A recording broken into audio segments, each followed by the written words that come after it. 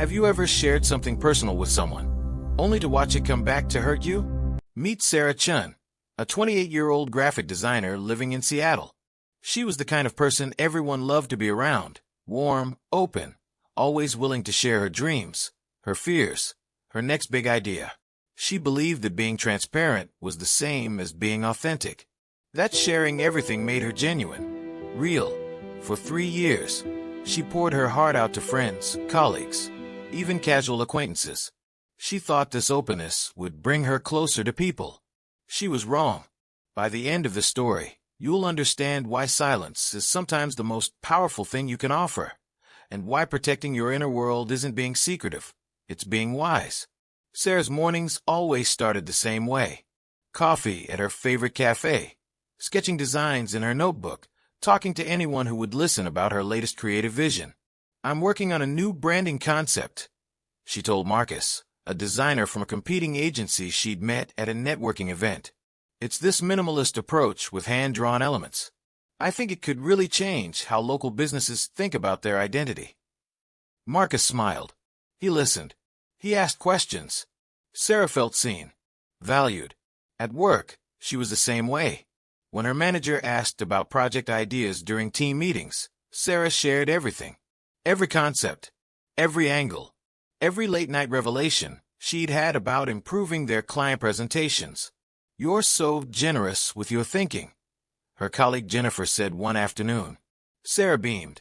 She thought generosity was her strength. But then something started happening. Small things at first. The branding concept she'd excitedly described to Marcus. 3 weeks later, she saw it on his agency's Instagram page. Same aesthetic, same hand-drawn elements, same philosophy she'd explained in detail. Her stomach dropped. "Maybe it's just a coincidence," she told herself. "Great minds think alike, right?" Then, during a presentation to a major client, her manager introduced a fresh approach that sounded word for word like the idea Sarah had shared in their team meeting. But it wasn't credited to her. It was presented as the company's collective vision. Sarah sat in that conference room, watching her words come out of someone else's mouth, and said nothing. Little did Sarah know, this pattern would cost her far more than just recognition. The real breaking point came 6 months later. Sarah had been working on something personal, a passion project. She wanted to launch her own freelance design studio. She'd spent months developing her business model, her unique approach, even her pricing strategy. And she'd shared every detail with her close friend group, especially with Nicole, her friend of 5 years, someone she trusted completely. "I'm calling it honest design," Sarah explained over dinner one evening. "The whole concept is transparent pricing, collaborative process, showing clients every step. No industry secrets, just pure authenticity." Nicole nodded enthusiastically. "That's beautiful, Sarah. Really, you should definitely do this." Sarah felt supported, encouraged. She shared her timeline, her target clients, even the specific businesses she planned to approach first. 2 months passed. Sarah was putting the final touches on her website when a mutual friend sent her a message. "Hey, did you see Nicole's new venture? Looks amazing." The link took her to an Instagram page. The business name, Transparent Studios. The concept, transparent pricing, collaborative design process, showing clients every step. Sarah scrolled through the posts, her hands shaking. There were even testimonials from businesses, the exact same businesses Sarah had mentioned wanting to approach. Her own ideas, her own words, her own dream, packaged and launched by someone she'd called her friend. She sat in her apartment that night, staring at her own unfinished website, and something inside her shifted. Not just hurt, not just anger, realization. Have you ever felt this kind of betrayal? When the person you trusted most becomes the one who takes what's yours. Sarah had always believed that openness equaled connection, that sharing everything meant living without walls. But now, looking at the ruins of her trust, she understood something different. Not everyone who listens is your friend. Not everyone who asks deserves an answer. The next week, Sarah met her Aunt Linda for coffee. Linda was a retired professor, quiet, private, someone who'd always seemed to move through life with an unusual sense of calm. Sarah broke down. She told her everything. Linda listened without interrupting. When Sarah finally finished, exhausted from crying, her aunt said something unexpected. "Do you know why bamboo is so strong?" Sarah blinked, confused by the question. "Bamboo grows with hollow sections," Linda continued. "It keeps empty spaces inside itself. That emptiness is what makes it flexible, unbreakable. If it was solid all the way through, it would snap under pressure." She leaned forward. "People are the same, Sarah. You need empty spaces, private places that belong only to you. Not because you're hiding, but because some things are too valuable to expose to everyone." Sarah sat with those words. "But isn't that being fake?" she asked quietly. "Isn't authenticity about being open?" "Authenticity is about being true," Linda said, "not being available. There's a difference between lying and having boundaries, between being real and being unprotected." She paused, then added, "A seed doesn't announce itself while it's growing underground. It stays hidden, quiet, gathering strength. Only when it's ready does it break through the surface. Your dreams deserve the same protection." Something in Sarah's chest loosened. For the first time in months, she felt like she could breathe. But changing a lifelong pattern wouldn't be easy. The following Monday, Sarah went back to work with a new resolve.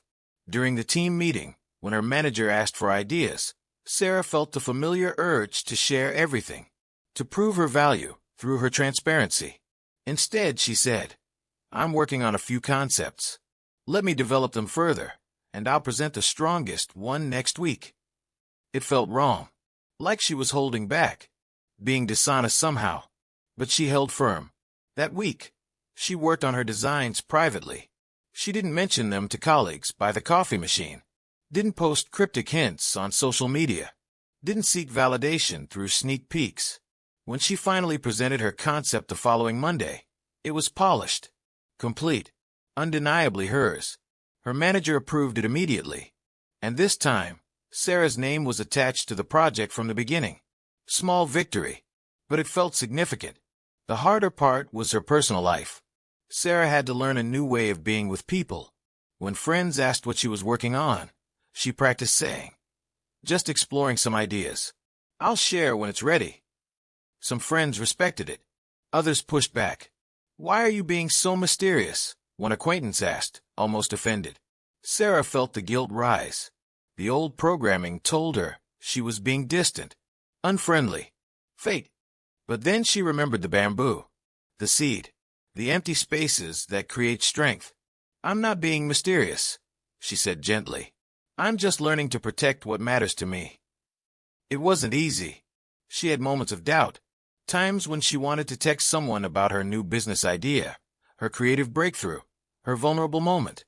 But she paused. She asked herself a new question. Does this person need to know this? Or do I just need to feel seen? Most of the time, it was the latter.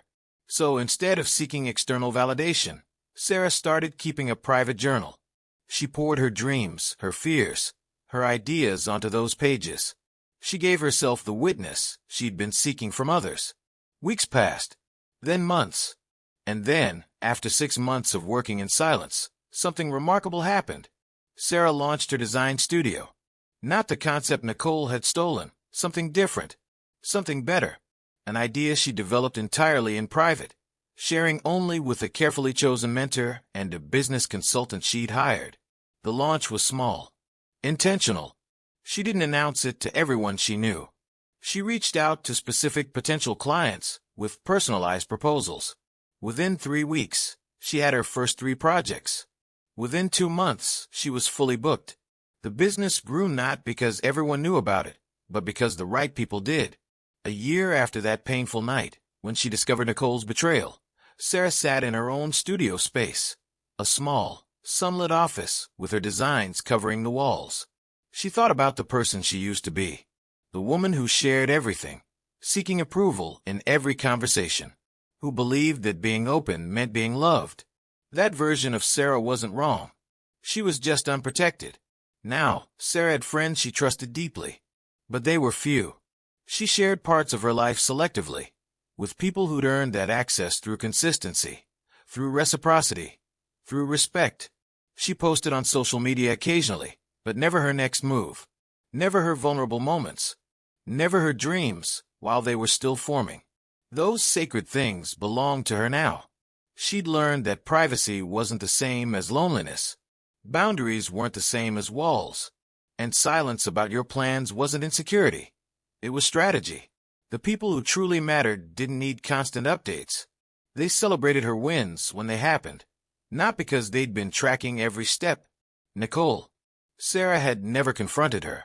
She simply let that friendship dissolve quietly. Some betrayals don't deserve your energy. Some people don't deserve your closure. The lesson wasn't about becoming cold or closed off. It was about understanding that your inner world, your dreams, your struggles, your next chapter, is precious. It deserves protection.